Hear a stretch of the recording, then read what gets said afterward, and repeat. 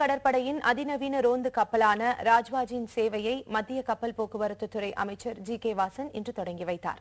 புயல், சூறாவளி, வெள்ளம் உள்ளிட்ட பேரிடர் காலங்களில் கடற்பரப்பில் உதவி புரியவும், கடற்கொள்ளை தடுப்பு மற்றும் கடற்சார் பயன்களுக்காகவும் இந்த கப்பல் வடிவமைக்கப்பட்டுள்ளது.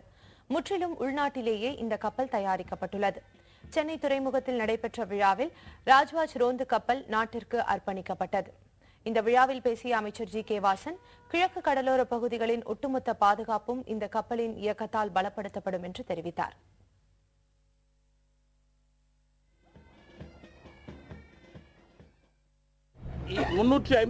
வெளிநாட்டு மாலுமிகள் 61 கப்பல்கள் சிறைபிடிக்கப்பட்டுள்ளன. இவற்றில் 275 மாலுமிகள் மற்றும் 51 கப்பல்கள், படகுகள் இலங்கையை சார்ந்ததாகும்.